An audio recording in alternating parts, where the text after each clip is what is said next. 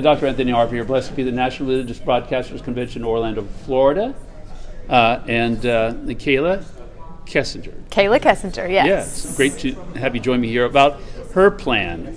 And this is such an important issue about a child's right to life. Explain, for our viewers more about the history of HerPLAN and what you're involved with right now. Yeah, absolutely. So we're really excited about what we're being able to do across the country. Right now, HerPLAN is active in 21 states, and we sort of started as this brainchild of our boss, Marjorie Dannenfelser, who started brainstorming about what a post-Roe versus Wade America would look like. Mm-hmm. And what's so cool about this is that these conversations started before Mississippi even passed the bill that would overturn Roe versus Wade.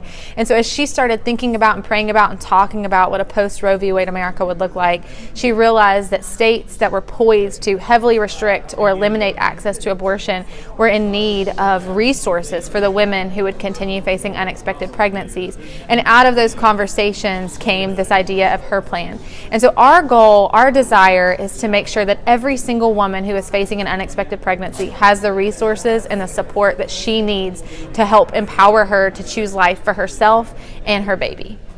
And how are you coordinated with, I know there's a Father Pavone who's been very outspoken about a child's right to life, and Dr. Elveda King.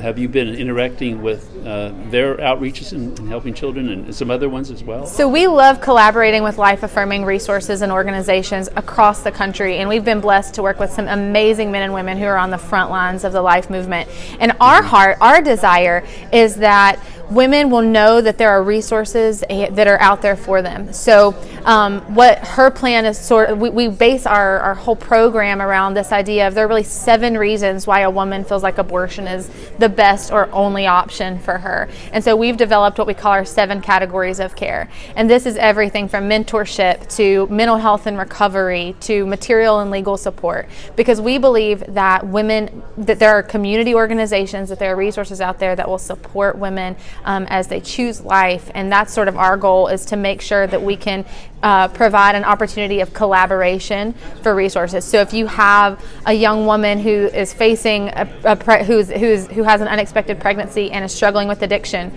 we want her to know that there are resources out there, life-affirming resources out there that will help pull her out of the throes of addiction, but then also provide her with the support and resources that she needs to choose life.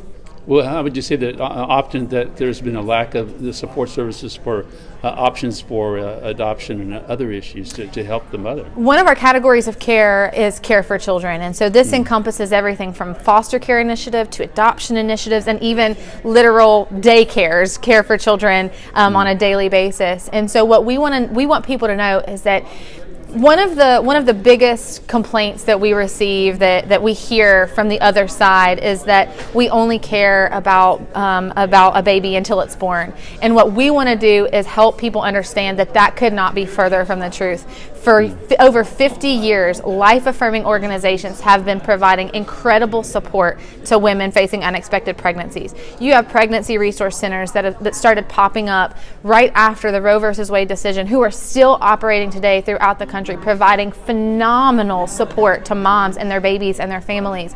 And so what we want to do is empower and encourage believers, community organizations, churches, to know that they have a place in this movement, that whatever the gifts, whatever the skills, whatever the strengths that God has placed in your life, if He is calling you to help meet the needs of those in your community, we want to help plug you in, which is why we have a really cool program called Pathways. And so this is something that we do across the country. We believe that every community already has the resources they need to meet the needs of the women and their children and their families in those communities. We just need people to say yes.